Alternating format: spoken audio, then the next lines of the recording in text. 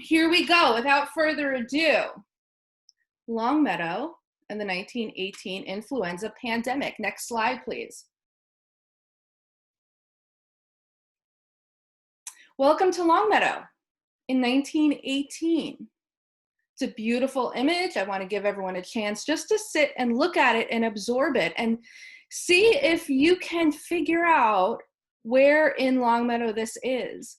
Most of the images that you're going to see today are from the Emerson collection.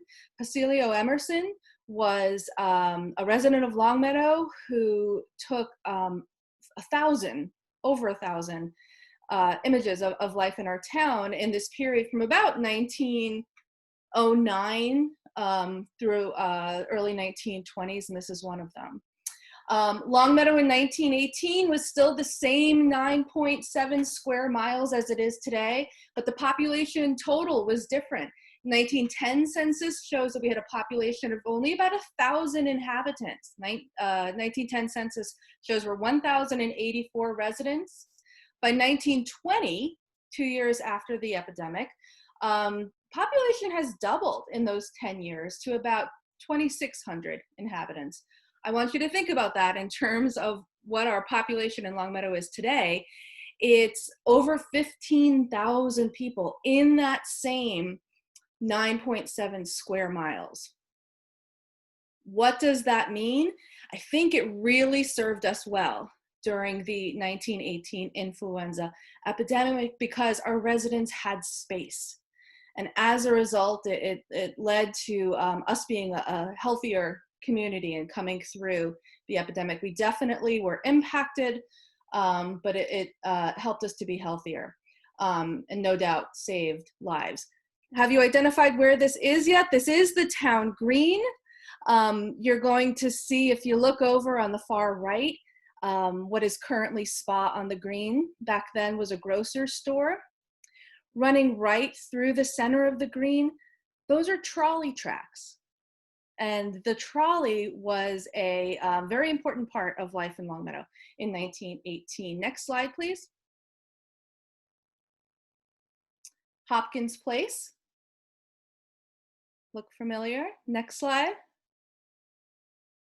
Now we are south of Maple Street, looking towards Enfield.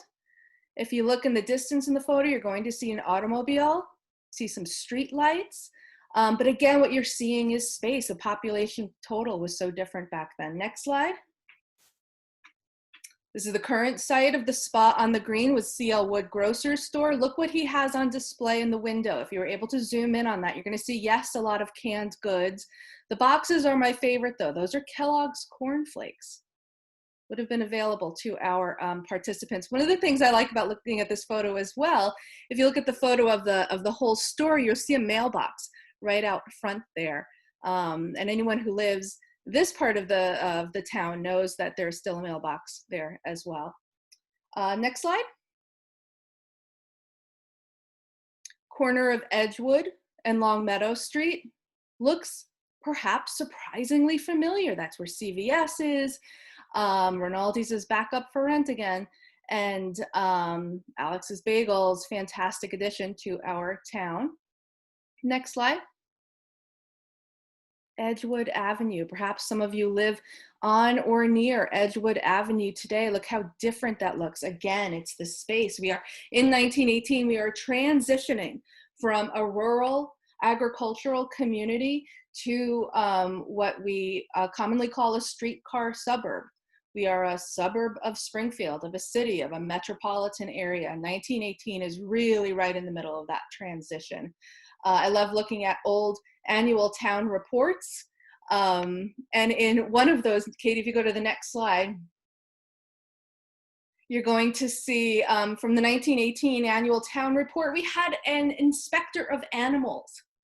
He says, I have inspected during the year the following animals. There was 132 milking cows in Longmeadow, 35 swine, and they have been found in a generally good condition. Respectfully submitted, Moses Field, Inspector of Animals. I'm going to want you to remember that name, Moses Field, so put that back for a minute. Next slide. The report of the Chief of Police. What does he have to say? about this time in our town. R.J. Bruce is the chief of police, and he writes, I wish to submit to you a report of the police department for the year 1917. During the year, there have been 30 reports of breaking and entering, 1 report of highway robbery, 5 serious and 11 minor automobile accidents, and 1 case of drunkenness. Next slide.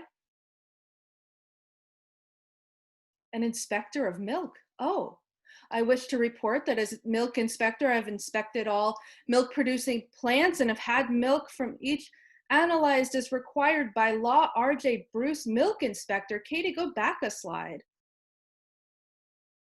Whoop, never mind. R.J. Bruce, if you go back a slide, he's chief of police and he's also the milk inspector as well. Life in Longmeadow, 1918. 2 slides forward, Katie.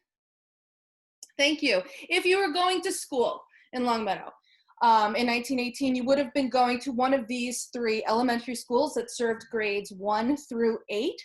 The one on the top left was the newly built Converse Street School. The one on the top right is Norway Street School, just opens in September of 1918. I believe today, the Norway Street School is the site of the Willie Ross School for the Deaf in town. And at the bottom is Center School, where my children went to elementary school. Katie, next slide. So the Center School building's near and dear to my heart. This building, of course, looks mostly different from what you see today. This is on the same property as today's Center School. But today's Center School was built about a decade after the influenza epidemic. And Center School in 1918, September of 1918, houses the very first junior high school in Longmeadow. In 1918, you only are required to go to school through the age of 14. So if you wanted to go on to high school, you were going to have to leave Longmeadow, and I'll get to that in a second. But I love the idea that in September of 1918, there's so much growth, there's so much change in town. We have a brand new junior high, and it's on the top floor of this building for the 7th and 8th graders. That was considered junior high. If you wanted to go to high school, Katie, next slide, let's show them where they're going. You're going to Springfield if you continued your education beyond the 8th grade. Springfield high schools that were attended by Longmeadow students are Classical High School, High School of Commerce, and Technical High School. And again, all of these images come from the time period that we are talking about. That's when these images were taken. How did you get to your schools in Springfield if you were going? Next slide. How did you get there? Can you see it? If you look in the center of that image. Next slide. The trolley.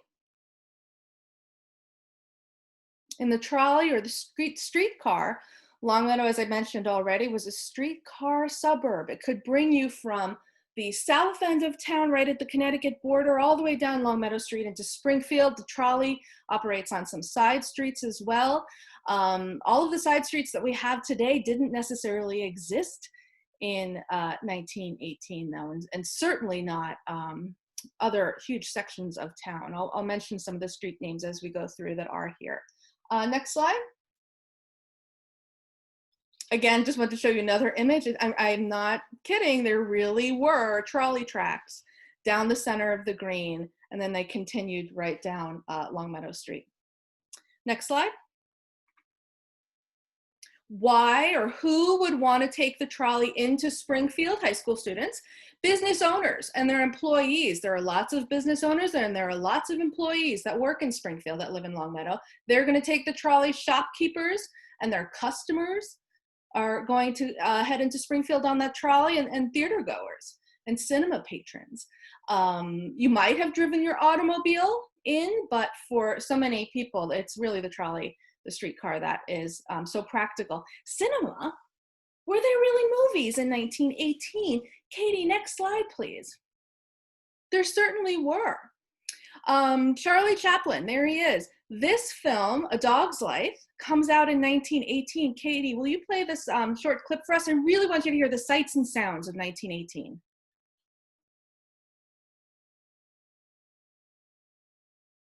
There should be volume on that. Oh, Katie, you're muted.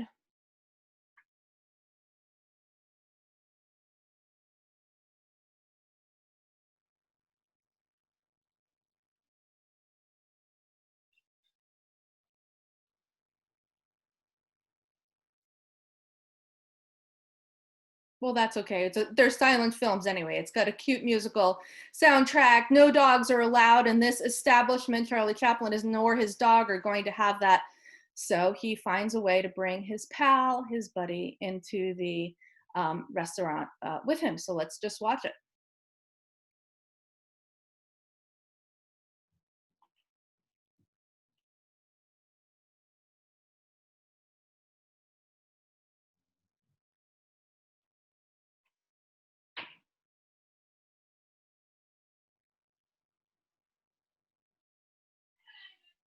Before there were talkies as movies, there were silent films, of course, and we are certainly having that experience as well. Though often there would be music played in theaters to accompany these silent films. Dog's Tale, of course, is setting off the drum, absolutely perplexing the patron.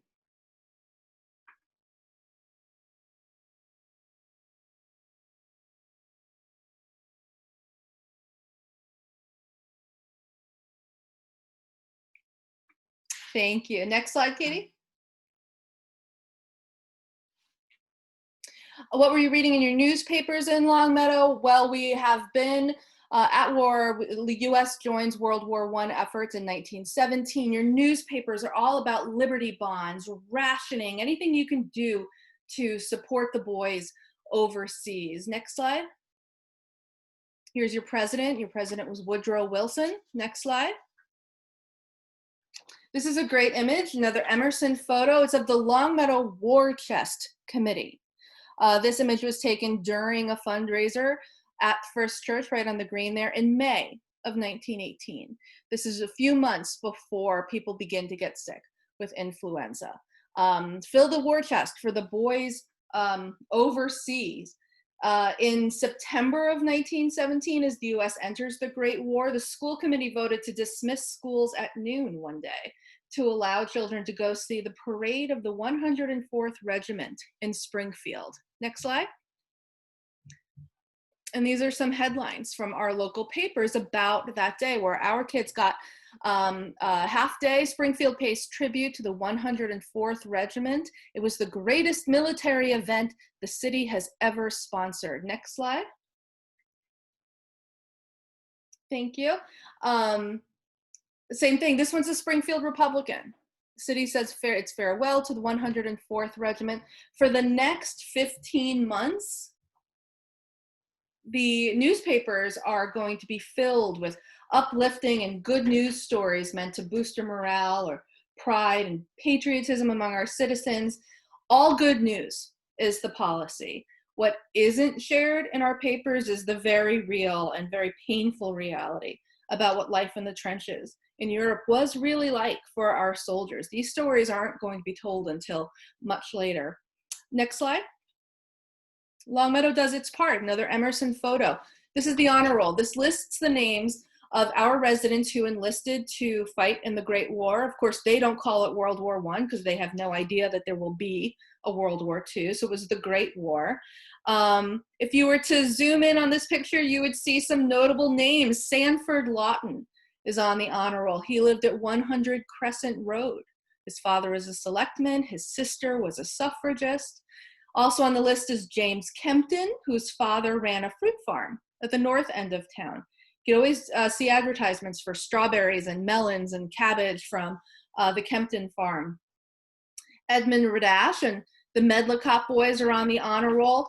They lived on the green, and like men for centuries, and were in the generations before them, they left their houses on the green to enlist and do the patriotic thing for their country. This is what's happening in the months before the epidemic begins. Next slide.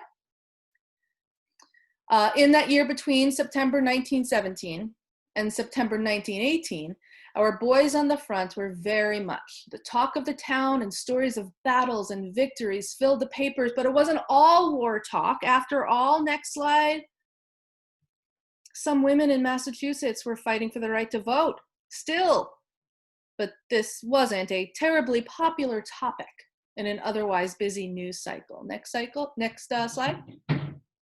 And very importantly, this was surprising to me. In all the stories, all the reading I had done about the influenza, I never put this into the historical context.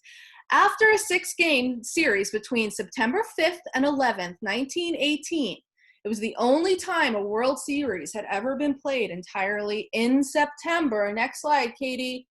There it is. Sox win the championship. The Red Sox won the World Series in 1918, September of 1918. Take a look at what they are sharing the front page with there. U.S. troop ship torpedoed, but all on board saved. Again, all good news. Guide for the men registering for the draft tomorrow. Next slide. Let's see who is on the 1918 Red Sox team. I'll give you a minute there to take a look. There should be one name, one face, absolutely, that stands out to you. If you look in the second row there, arms crossed, it's none other than, next slide, Babe Ruth. I know I am from New York originally. I know my parents are on this Zoom right now. And I know all of the back and forth between the Red Sox and the Yankees, and I know the curse of the Bambino, but I thought it was so interesting to see him in this photo on this team, literally in the weeks that soldiers in Boston, Massachusetts are starting to get sick with pneumonia, influenza. Next slide. Here we go. So now you've got a real taste, a real flavor of what life is like for the ordinary citizen in Massachusetts, in Longmeadow. This is when, in September of 1918, is when things start to get a little uncomfortable. And it goes from a little uncomfortable very quickly to a crisis. Earlier that same week, as the Red Sox are playing in Boston at the Commonwealth Pier, the Navy operates an overcrowded receiving ship. 7,000 soldiers are on this ship in the Commonwealth Pier. They eat there, they sleep there. August 27th, 4 days before the start of the World Series, 2 sailors report to the sickbay with influenza. August 28th, 8 more sailors. The next day, 58 sailors are admitted to the sickbay. And within those 3 days, these men are getting sick and they're beginning to die. And they are young, and they are strong, and they are healthy. Next slide. Another military site in Massachusetts, Camp Devens. It's 35 miles north of Boston. So same thing, September 1st, 4 soldiers are diagnosed with a pneumonia. 22 more cases are admitted in the next 6 days. And in one single day, in September 1918, and there's 45,000 soldiers at this camp, in one single day, 1,500 soldiers are reported ill with influenza. It begins and escalates quickly. Next slide. And I want to go back to this picture of the Red Sox because, you know, we hear so much on the news today about these super spreader events. This is all happening. Those soldiers are getting sick right when the Red Sox are playing in Boston. And if you look behind the team, the stands there are absolutely packed. And what then starts to happen is it's not just the soldiers and the sailors who are sick. In those first days of September, civilians begin to enter hospitals in Boston complaining of influenza symptoms as well. Next slide. September 14th, about 2 weeks after these soldiers begin to get sick in desperate numbers, the Surgeon General of the United States issues his first statements, and he puts it in the press. We have to remember this is a world before the 24-hour news cycle and before Twitter and getting information to people about contagious diseases. The time is really of the essence. And the Surgeon General begins to use the press, the Associated Press, to issue his warnings, to issue his guidelines, and to share the news of what is being observed. This article states from the Surgeon General, he says, people are stricken on the streets, while at work in factories, shipyards, offices. First there is a chill, then fever with the temperature from 101 to 103, headache, backache, reddening and running of the eyes, pains and aches all over the body. Persons so attacked should go to their homes at once, get into bed without delay, and immediately call a physician. Treatment under direction of a physician is simple but important, consisting principally of rest in bed, fresh air, abundant food with Dover's powder for the relief of pain.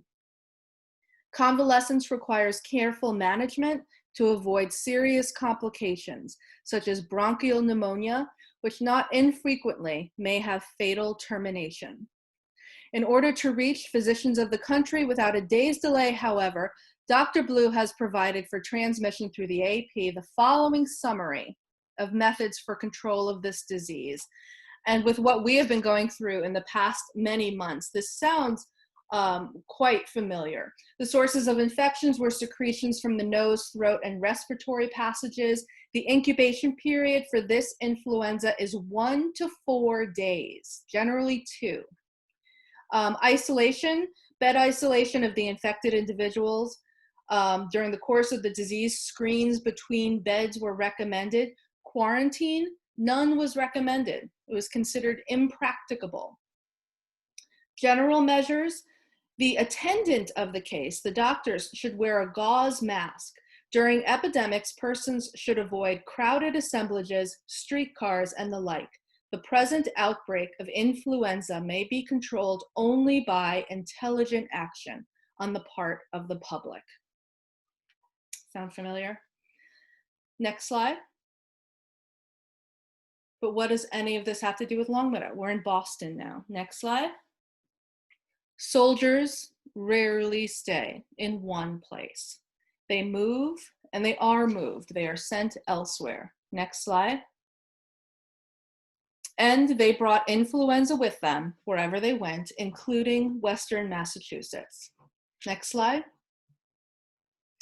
September 1918, there are large encampments of soldiers housed in Springfield Armory, that's the black and white image, and also at the Eastern States Exposition Fairgrounds, the Big E. They live and they train in very close quarters, and they're coming from all over, and they begin to get sick in alarming numbers. Next slide. First time mention of influenza in Springfield happens, it's in a Boston paper, the Boston Herald, September 21st. Now we're about I think 10 days after the end of the World Series. And this is on page 4 of the paper. In Springfield, it's noted that 150 cases among the Springfield troops are ill. Next slide. By late in the month, the governor is issuing a proclamation, and I'm going to skip right down to the second paragraph there. Governor McCall says, in those communities where the disease prevails to an alarming extent, I earnestly urge the authorities to consider the advisability of closing the schools, places of amusement, churches, and all places where people gather in considerable numbers. It seemed like when we were back in March and those closings happened for us, it seemed so unprecedented. And I was really interested to find out that it wasn't unprecedented. The same thing happened in 1918. Next slide.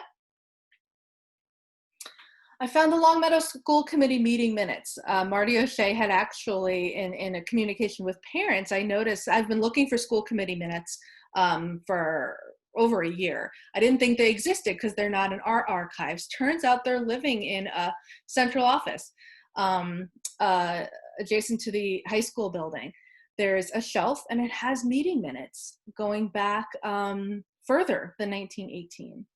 But I found a simple page where they discussed the closing of schools. Chairman Monroe reported that pursuant to the advice of the city of Springfield, the schools had been closed for an indefinite period beginning Friday, September 27th.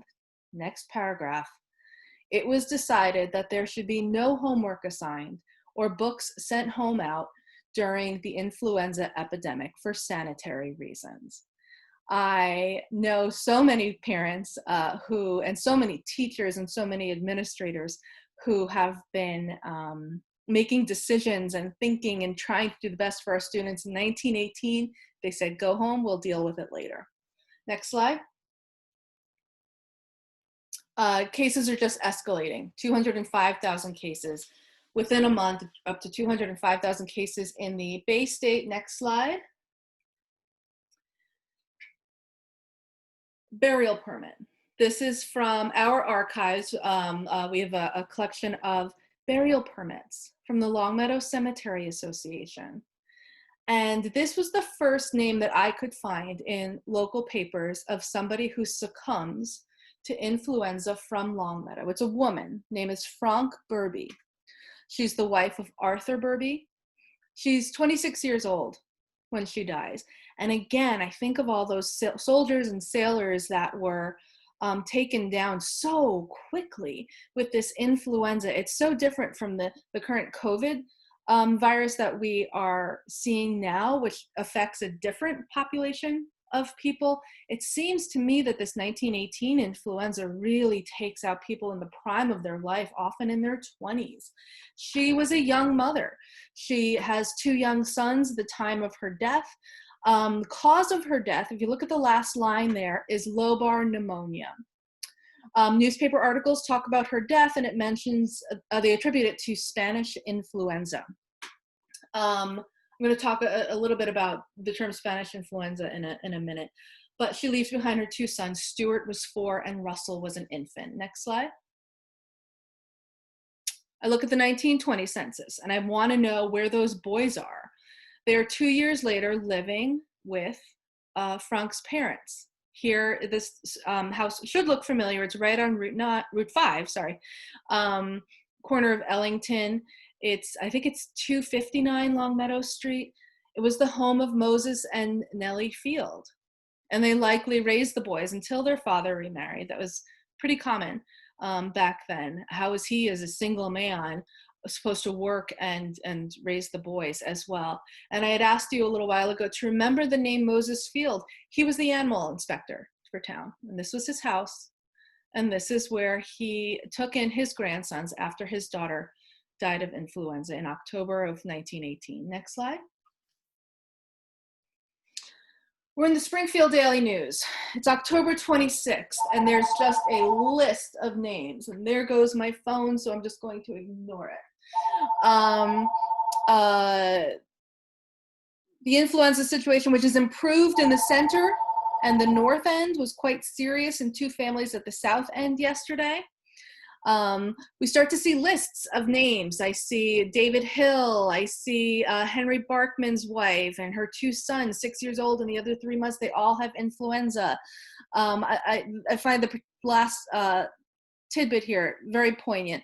The wedding of Sergeant William J. Quinn Jr. and Miss Madeline Sullivan, which takes place this morning, will be much quieter than planned, and there will be no reception on the account of the death of Miss Irene Quinn, only sister of Sergeant Quinn, who before her illness had looked forward to the wedding of her brother with a joyful anticipation. These are all Longmeadow residents. Again, these are people in the prime of their lives, in their 20s. Next slide. Just a list of names and streets that I was able to find and pinpoint as houses and streets and families that were affected in town. We already talked about Moses and Nellie Field. Barrington Road, there were several families on Barrington Road that were impacted.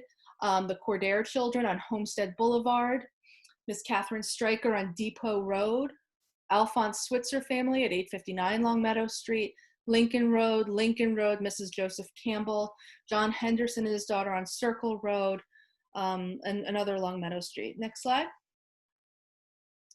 With the Emerson photos, I was able to find pictures of some of those houses and some of those people. Miss Katherine Striker, this is a photo of her in 1909. She's the little girl in that image, and there's a picture of her house on Depot Road. 9 years after this photo, she was ill with the influenza. Next slide. This is the home of Alphonse Switzer and family. So this was a house that's impacted by the flu. Next slide. I love that house. I found this one, the Campbell family, and look at the date, it's October 1st, 1918, and that prior newspaper article explicitly mentions Mrs. Campbell as being stricken with the flu. Next slide. Cases are piling up. We are late October now. City of Springfield appears less hopeful than ever. We've been in this battle now for about 6 weeks. A large number of deaths from the disease has kept the undertakers of the city busy day and night. We are going to need another plan. Next slide. And so Springfield welcomes a new treatment model. This is one that had been tested out in the eastern part of the state with some success. And the military comes and sets up one here in Springfield as well. Next slide. An open-air tent hospital in Forest Park was put up to exclusively treat influenza patients. Next slide. This is one of the images I got from Springfield History Museums, the Wood Museum of Springfield History Special Collections. This is Forest Park. These are members of the military. These are Red Cross nurses who come out here to help the residents of this part of Massachusetts begin to deal with the illness. Look at the trees. This open air hospital opens October 30th. It's cold, but they really were confident that the fresh air was what was going to help these patients. The hospital opens up with 65 of those tents that you see behind you. There would be 2 patients per tent, and there was 1 row for influenza patients, 1 row for pneumonia patients, and there was even what they called the children's street as well. Next slide. Love this image. This is also from the Wood Museum collection in Springfield. These are our local women, and I would love to know their names, and I would love to know if any of them are residents of Longmeadow. It's possible, and not just Springfield, but our residents are being treated, and it's mentioned in these newspaper articles. They are at this tent hospital in Forest Park. There was a fantastic newspaper article. It's, I don't want to use the word propaganda, but it really, the patriotic fervor that people embrace and exhibit in fighting the flu is the same patriotic fervor that they have about fighting in the Great War. Just listen to what the Springfield Republican publishes on November 1st, 1918. This is the day after this tent hospital opens. Get your mask on. They all do at camp. Red-blooded Springfield women now have a real chance. All this talk of doing your bit has been distant before, but now there is a clear call for nurses, helpers, and women camp aides right in Forest Park, where the battle against influenza is on. Out in the sunshine in front of the tents, the pneumonia patients in their street, all about the camp where men and women hustling and bustling around. It's just a wonderful life, this nursing outdoors, said Miss Catherine Dempsey, supervisor of the nurses. The 7 Springfield women were having a good time yesterday, too, after work in front of the mask renovating house. Mrs. Charles H. Parson, who is in charge of the group from the surgical dressing department of the Red Cross, said so, and their looks bore her out. She will have 5 women there each day to prepare the masks and make bandages, but we do need help from the women of the city, trained nurses, nurses' aides, women who have taken the Red Cross home nursing course, and also inexperienced volunteers who can do our work. The city becomes desperate. It's not just the city of Springfield, it's nationwide at this point. There is such a shortage of nurses and of doctors because where are they? They have largely been sent, many of them, overseas to the front to help our soldiers overseas. One nurse proclaims it is the fresh air that does it. As soon as they begin to get oxygen, they stop coughing. Next slide. From October 30th to November 11th, our newspapers, Springfield Republican, Springfield Daily News, are just a string of statistics. How many went in, how many go out, how many are getting better. It looks great, things are getting better, things are getting worse. We need more nurses, we need more supplies, we need more doctors. And then, next slide, on the 11th hour of the 11th day of the 11th month, next slide, it's Armistice Day. It's the end of the Great War. From when that hospital opens on October 30th to November 11th, it has just been activity, and it has been hope, and it has been dread, and it has been despair. And then Armistice Day comes, and everyone gets pulled away. Next slide. I love the joy and the jubilation reminding us what's going on in places that are not Western Massachusetts. Next slide. All reacting to the news. November 11th, 1918. Next slide. This is a page from the Republican. It's November 13th, 2 days after Armistice Day. Look at the different columns and look at the headlines on the different columns. One column, the first column, is about a hearing in the city on sheep raising. Then there's this patriotic photo in the center with the parade, with the flag and a viewing stand. And then if you look in that last column, very, to me, abruptly, no more patients. Camp Hospital closes. Cold weather puts an end to the Forest Park camp, and the patients are moved to hospitals. Forest Park, and this is from that article, the Forest Park influenza camp disappeared yesterday as rapidly as it was put up 2 weeks ago. The sudden cold weather of the night before last froze up some of the water pipes at camp, and the nurses felt they had such difficulty in keeping the patients warm that it was decided yesterday to abandon it. Since of the remaining patients, 15 were able to be discharged and the rest could be moved. Next slide. And that was that. The weary world moved on. We'd had enough of war, and apparently we'd had enough of influenza as well, regardless of whether or not influenza had had enough of us. Next slide. Again, back to my favorite things, the school committee meeting minutes. On November 12th, the regular meeting didn't happen. On account of the peace celebration in Longmeadow, the regular meeting of the school committee was adjourned without the transaction of business. And I've wanted to know for months now how long our schools were closed in 1918. I can tell from these meeting minutes that schools were probably back in session within probably no more than 6 weeks from when they closed on September 27th. The next series of meeting minutes talks about some minutia of things that are important in the schools, but maybe didn't expect to be as important in a pandemic. The school committee meeting minutes of December 10th, which is the second page there, Miss Peace, who is principal of Center School, Miss Peace made a statement regarding absences and tardiness. She was requested to, hold on, I lost my place there. She was requested to insist to the pupils that habitual tardiness would have to be reported to the committee. It's so simple, it's so ordinary in such an extraordinary time. That really stuck out to me. Next slide.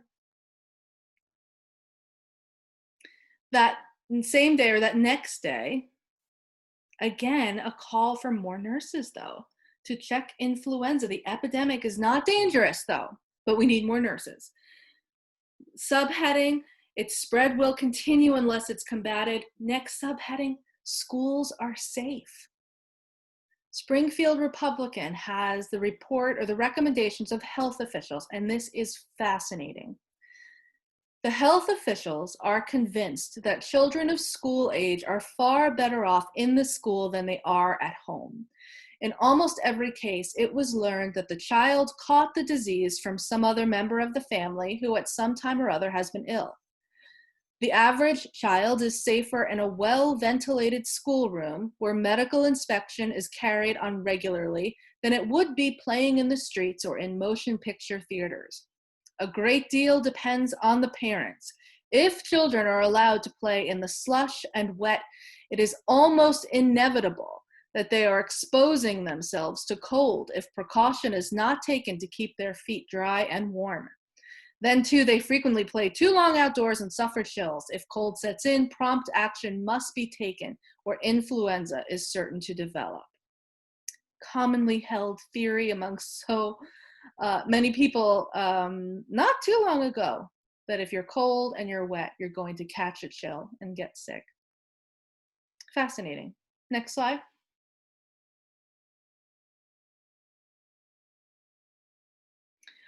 In the small box, this is, kids are back in school, but these small boxes in the newspaper, these social reports are still appearing in the papers.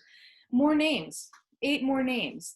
The influenza is persisting regardless of whether or not everybody wants to move on with their lives. Next slide. The annual town report that I've already mentioned, there's 128 pages in this year's report. And there are only 2 short paragraphs that give mention to the global pandemic which ravaged the world in these last months of the Great War. In the Board of Health section, it simply said, our community has been visited during the past year with the usual contagious diseases, but the general health of the community at large has been quite good. The epidemic of influenza that swept over the country was quite successfully combated here. 75 cases being reported with 7 deaths. As a frame of reference, in 1917, 0 cases of influenza are listed. 1918, 75. Next slide.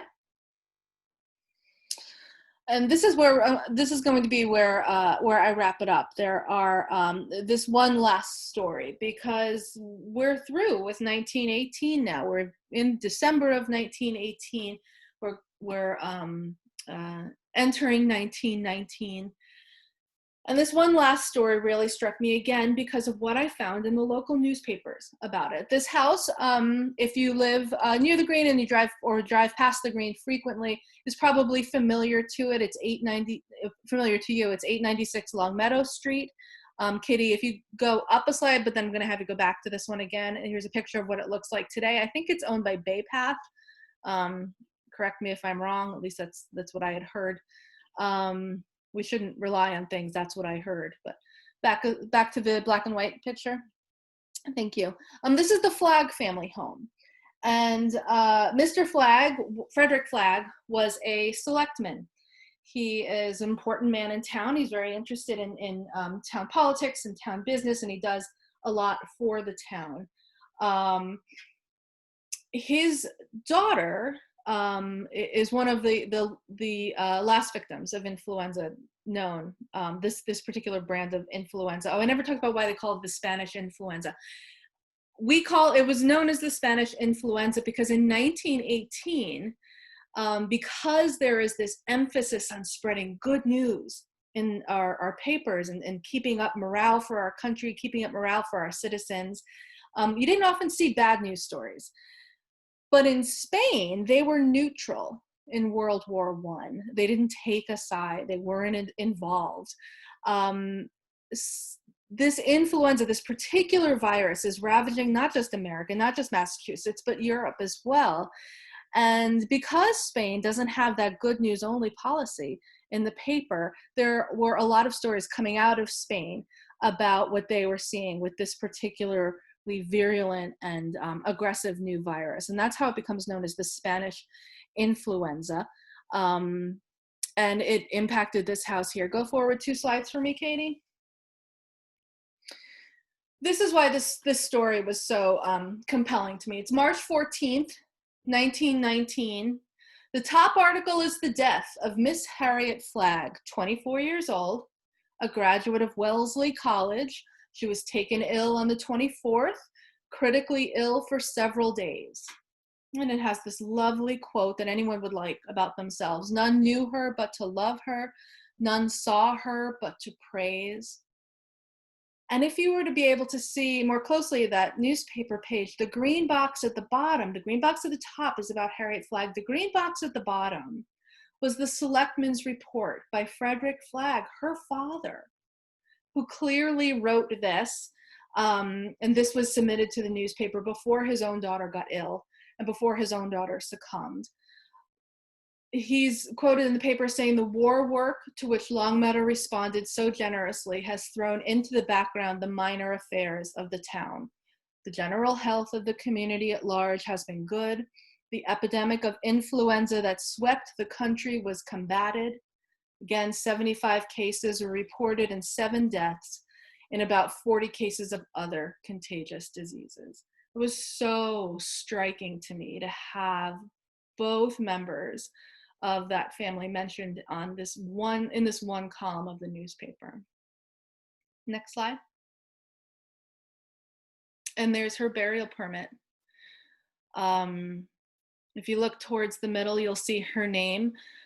She is buried today in Longmeadow Cemetery, the body of Harriet Moseley Flagg, who died on the 13th day of March, 1919, aged 24 years, 4 months, 13 days. Cause of death, double influenza pneumonia. And last slide. There she is. That's Harriet Flagg, taken down in the prime of her life, 24 years old, lived right here on the green in Longmeadow in that house. And I was able to find an image of her tombstone, her headstone that's in our cemetery there as well. If you look in the background of that image, perhaps you'll see some other familiar tombstones as well. And the story of Harriet Flagg is sad. And we're at the end of a decade now. And 1919, the annual town report mentions only 15 cases of influenza. Again, 1917, there's none. 1918, there's 75. And in 1919, there are only 15 cases of influenza reported in Longmeadow. Surely that is no consolation to her family. And surely after the tumultuous war years and this global pandemic, the residents of Longmeadow are ready to move forward with hope for a prosperous new decade, and we're ready to step forward into a new decade and welcome the 1920s. And that concludes my research and my presentation. I thank you for your patience, and I thank you for sticking with us with those glitches in the beginning.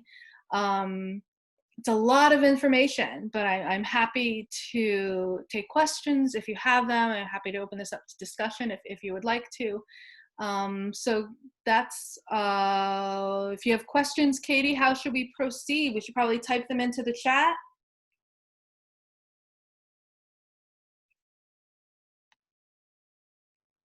You can type them either to Katie or to myself. Let's see, I can see people now along the top. Thank you, Melissa. That was a great presentation. Thank you. Thank you all very much for your patience as we've worked through this. I'm going to allow everyone the opportunity to unmute themselves if they would like. Everyone, you now have the option to unmute yourself. If you would like to ask questions, you are welcome to do so, or you can still use the chat feature.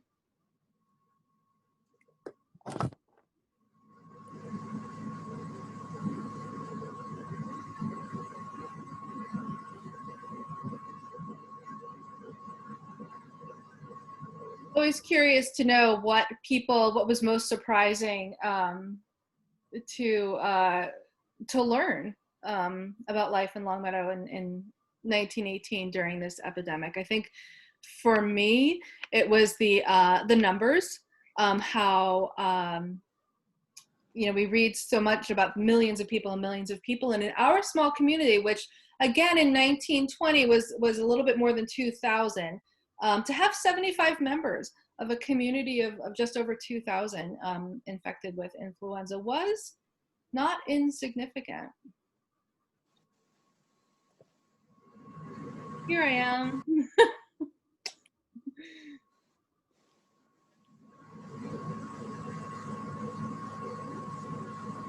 All right, well, if there are no questions, I want to thank everyone very much for coming. And I want to promote, we have another event coming up next month, Votes for Women. I'll be doing a similar presentation talking about Longmeadow during the suffrage movement. This is a period of time that is of keen interest to me. This whole 1880 to 1920 time period is a time period I've always been interested in, and I'm super thankful to be a part of the Longmeadow Historical Society board and to have access to the Stores House Museum, which is right next door to the library. We do a lot of programming. We ask you to like us on Facebook. We send out weekly newsletters with stories that are of interest to Longmeadow residents that share about Longmeadow's history. We ask you to visit us at longmeadowhistoricalsociety.org. Sign up for our newsletters. There are many resources available online. And if that's all we've got for tonight, then that's fantastic. Actually, Melissa, I do have one question that just came through. How do the effects of the 1918 influenza compare to effects of current COVID-19 pandemic? Well, I think that depends on who you ask. I think if you asked students, they would perhaps have very. What? If you ask students in 1918 versus students today, they would probably say very different things. I think that the school's been closed for 6 weeks versus the 6 months, I guess, that we're in right now. How would a student in 1918 have felt not having to bring home any school books and not having to worry about school? But on the flip side, as much as you didn't have to worry about those things in 1918, children were impacted by this strain of influenza. It was very different than the strain of influenza that is today. Thank you. Mm-hmm. Well, with that, Melissa, thank you very much. We appreciate your time, your expertise, and we look forward to hosting you again next month. Thank you, everyone, for joining us today. We really appreciate it. Thank you.